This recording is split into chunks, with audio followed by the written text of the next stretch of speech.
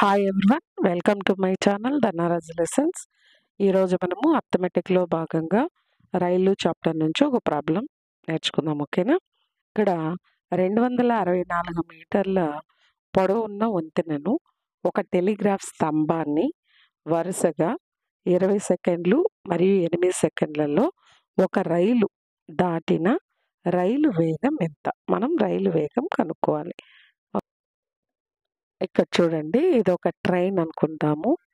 ఇది వంతెన అనుకుంటే ఈ వంతెన పొడవు ఎంతంట? 264 మీటర్లు పొడవు గల వంతెన ఉంది. ఇది వచ్చి టెలిగ్రాఫ్ స్తంభం అనుకుందాం. ఇక్కడ ఉంది కదా, దీని వచ్చి టెలిగ్రాఫ్ స్తంభం అనుకుంటే ఈ ట్రైను ఈ వంతెన్ని 20 సెకండ్స్లో దాటేసిందంట. తర్వాత ఈ టెలిగ్రాఫ్ స్తంభాన్ని 8 సెకండ్స్లో దాటింది. అయితే మనం ఏం కనుక్కోవాలి? రైలు వేగం కనుక్కోవాలి. ఓకేనా? ఇప్పుడు ఈ రైలు పొడవు మనకు తెలీదు. సో రైలు పొడవుని ఎక్స్ అనుకుందాం. వేగం మనకు తెలియదు కాబట్టి వేగమే మనకు కనుక్కోవాల్సింది. దీన్ని వై అనుకుందాం. ఓకేనా? ఇప్పుడు ఈ ట్రైన్ ఇక్కడి నుంచి ఇక్కడి వరకు 8 సెకండ్లో వెళ్ళింది అంటే ఇక్కడ మనకి టైం ఉంది, తర్వాత పొడవు, వేగం ఉంది. మనకి తెలుసు వేగం equal to speed equal to distance by time కదా. పొడవు బై కాలం అంటే ఎక్స్ బై కాలం ఎంత? 8 సెకండ్లు. వేగం వై అనుకున్నాం కదా, y equal to x by 8. X అలానే పెట్టుకొని ఇక్కడ భాగిచ్చే 8 ఇటువైపు పంపిస్తే 8y ఈక్వల్ టు ఎక్స్ అయింది. ఇది ఇలానే పెట్టుకుందాం. ఇది ట్రైన్కి సంబంధించింది. ఇప్పుడు ట్రైను ప్లస్ వంతెన ఈ రెండింటికి సంబంధించినట్టు వేగం ఈక్వల్ టు దూరం బై కాలం కదా. దూరం అంటే ఈ రైలు పొడవు ఎక్స్ అనుకున్నాము, ఇది 264 కదా. 264 ప్లస్ ఎక్స్ ఇది దూరం బై కాలం ఎంత? 20 సెకండ్స్. ఓకేనా? ఇక్కడ వై వేగంని మనం వై అనుకున్నాం. Y equal to 264 plus x by 20. ఇక్కడ భాగించే 20ని ఇటువైపు పంపించామనుకోండి గుణిస్తుంది కదా. 20y equal to 264 plus x. ఇక్కడ ఎక్స్ బదులు ఏం చేస్తామంటే ఇక్కడ ఉంది కదా ఎక్స్ ఈక్వల్ టు 8y, దీన్ని ప్రత్యక్షించుకుంటాం.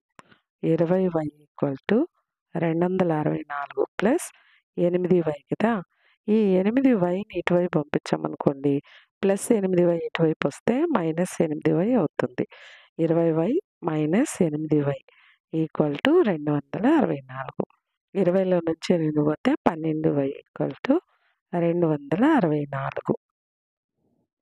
ఇప్పుడు మనం రెండు పక్కల 12 ఎక్కంతో 12 ఒకట్ల 12, ఇక్కడ వచ్చి 12లో 24 పోతే 2 ఉంటుంది, 4 24, 12లో 24. y equal to 22 metre per second. ఓకేనా? ఎంతటితైనా వదిలేయచ్చు. అక్కడ వేగమే మనం కనుక్కోమనింది కదా, ఎంతటితైనా వదిలేయచ్చు. లేదా దీన్ని కిలోమీటర్ పర్ అవర్లోకి మార్చాలి అంటే 22 ఇంటూ 18/5తో గుణించామనుకోండి ఆన్సర్ ఎంత వస్తుందంటే 79.2 కిలోమీటర్ పర్ అవర్ అవుతుంది. ఓకే, ఫస్ట్ ఇక్కడ రైలు పొడవు ఎక్స్ అనుకున్నాం, వేగం తెలీదు వై అనుకున్నాము. 8 సెకండ్ల ఈ టెలిగ్రాఫ్ స్తంభం దాటింది కాబట్టి ఈ మూడింటిని బేస్ చేసుకొని వేగం ఈక్వల్ టు దూరం బై కాలం, దీనిలో నుంచి ఇది వచ్చింది.